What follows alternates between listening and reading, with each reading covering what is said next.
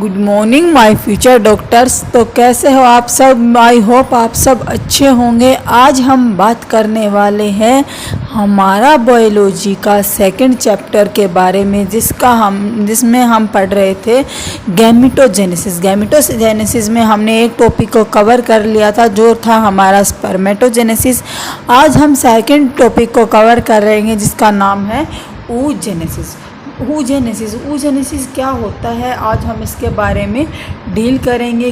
कोई कैसी प्रोसेस होती है, इस प्रोसेस से हमें क्या बेनिफिट मिलता है। oogenesis, the process of formation of mature female gamete is called oogenesis। oogenesis क्या है? फीमेल के अंदर मैच्योर फीमेल गैमेट बनाने की जो प्रोसेस है उसे हम क्या बोलते हैं? oogenesis बोलते हैं। Which is remarkable different from spermatogenesis. इसके अंदर स्पर्मेटोजेनेसिस से ये जो प्रोसेस है वो स्पर्मेटोजेनेसिस से काफ़ी अलग है। oogenesis is initiate during the embryonic stage. oogenesis कब स्टार्ट हो जाती है? एम्ब्रियोनिक स्टेज पे स्टार्ट हो जाती है। When a couple of million of gamete mother cells are formed within each ovary. जो oogenesis है वो फीटल ओवरी के अंदर ही स्टार्ट हो जाती है और million of gamete mother sales बन जाते हैं, या फिर हम बोले मिलियन ऑफ ओगोनिया सेल्स बन जाते हैं।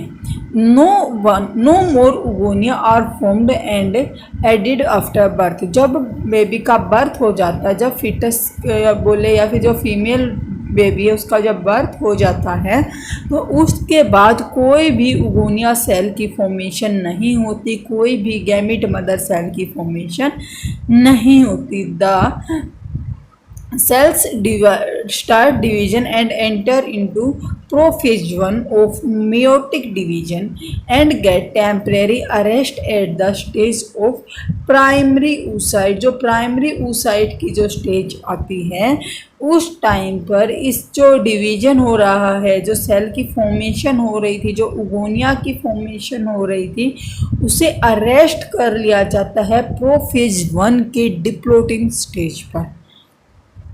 और उस टाइम पर जो हमारे oocyte होते हैं उसे हम क्या बोलते हैं? प्राइमरी oocyte बोलते हैं। Each primary oocyte then surrounded by a layer of granulosa cells. जो हमारे पास प्राइमरी oocyte होता है उसके ऊपर एक सेल्स की लेयर रहती है। वो सेल्स कौन सी होती? ग्रेनुलोसा सेल्स होती है और उसे हम क्या बोल देते हैं? प्राइमरी फॉलिकल बोल देते हैं।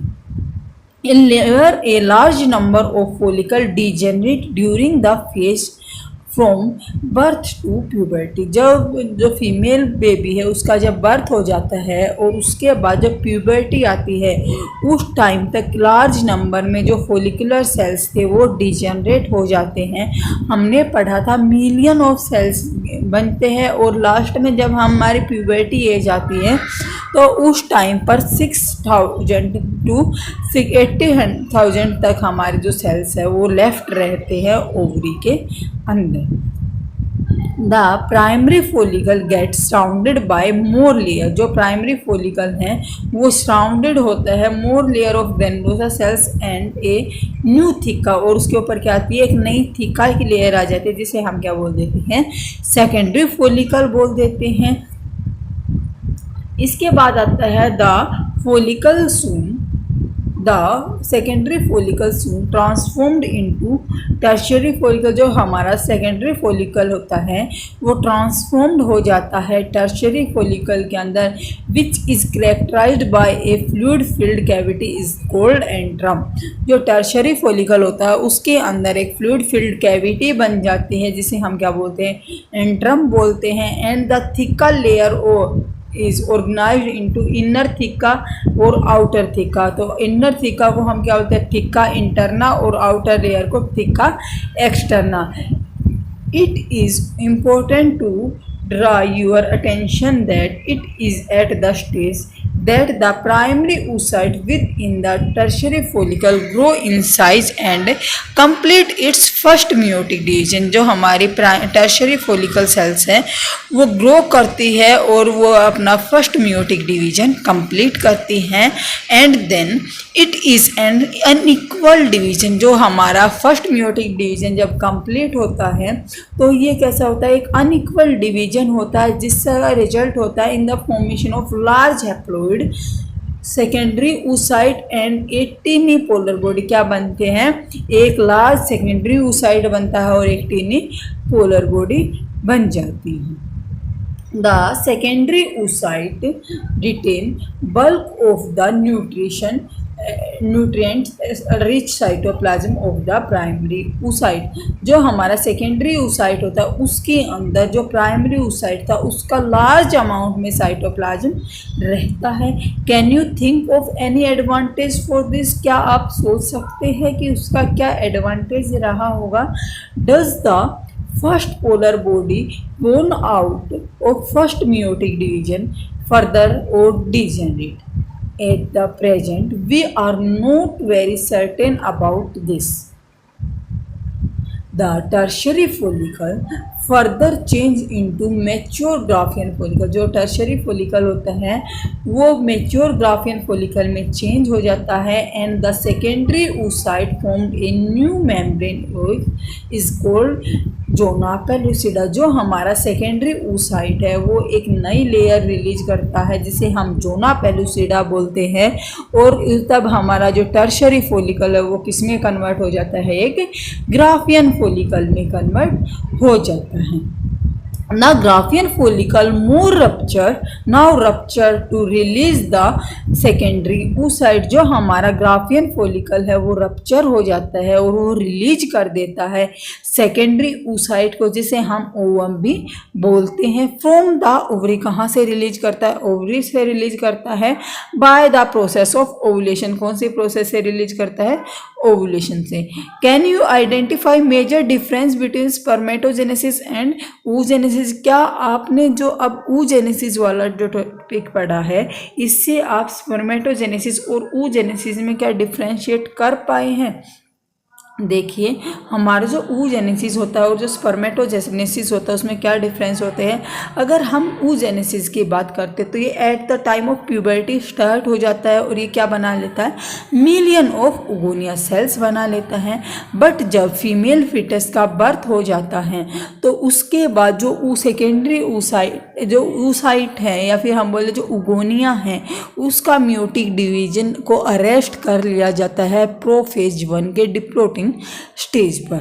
जब हमारी फीमेल में प्यूबर्टी आती है तो उस टाइम पर जो प्राइमरी जो ओगोनिया है वो प्राइमरी oocyte में कन्वर्ट होता है और उसके बाद उसमें क्या होता है, फर्स्ट meiotic डिवीजन स्टार्ट होता है।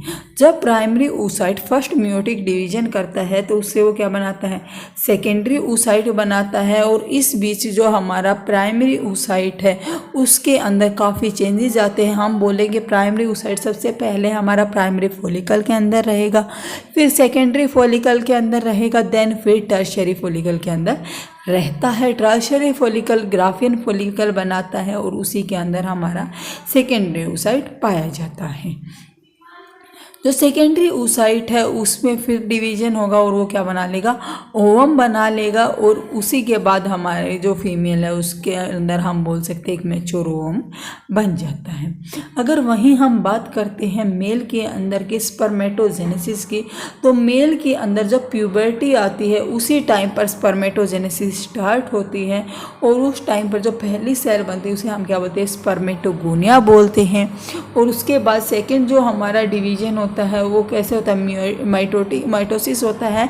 माइटोसिस से क्या होता है, नंबर इंक्रीज होते हैं। जब नंबर इंक्रीज होते हैं तो प्राइमरी स्पर्मेटोसाइट बनता है। उसके बाद meiotic डिवीजन होगा, meiotic डिवीजन से प्राइमरी स्पर्मेटोसाइट से सेकेंडरी स्पर्मेटोसाइट बनेगा और सेकेंडरी स्पर्मेटोसाइट में जब meiotic डिवीजन कंप्लीट होगा तो क्या बन जाएगा, स्पर्मेटिड बन जाता है। फिर स्पर्मेटिड में स्पर्मियोजेनेसिस होती है और उससे हमें क्या मिल जाता है, स्पर्मेटोजोआ मिल जाता है। तो हमारा जो oogenesis है और जो स्पर्मेटोजेनेसिस है वो एक दूसरे से काफ़ी अलग है, इन दोनों में काफ़ी डिफरेंस हमें दिखाई देते हैं। तो आज का जो टॉपिक था ये था हमारा oogenesis। आई होप आज का लेक्चर आपके लिए हेल्पफुल रहा होगा, आप लोगों को अच्छे से समझ में आया होगा। अगर आपकी कोई क्यूरी रहती है तो आप कमेंट बॉक्स में कमेंट करके हम मुझे बता सकते हैं, ताकि जो अगला लेक्चर है उसके अंदर मैं आपके डाउट को लेके आ सकूं। और साथ में आपने जो इससे पहले वाला लेक्चर देखा होगा स्पर्मेटोजेनेसिस, आई होप वो लेक्चर भी आपको अच्छे से समझ आया होगा। अगर इन दोनों टॉपिक से रिलेटेड या फिर हम बोल सकते हैं अगर गैमेटोजेनेसिस से रिलेटेड आपको कोई भी डाउट है तो आप कमेंट बॉक्स में कमेंट करके बता सकते हैं। जो हमारा नेक्स्ट लेक्चर रहेगा वो मेंस्ट्रुअल साइकिल पर रहेगा। तब तक के लिए आप जो ना भी मैंने कवर किया है वो सब अच्छे से पढ़ के आएंगे, ताकि आपको जो हमारी आने वाली क्लास है मेंस्ट्रुअल साइकिल का वाला जो टॉपिक हम कवर करेंगे वो आप लोगों को अच्छे से समझ आए। तो ऐसे ही अच्छे से पढ़ते रहिए और अपनी प्रिपरेशन को आगे बढ़ाते रहिए। Thank you.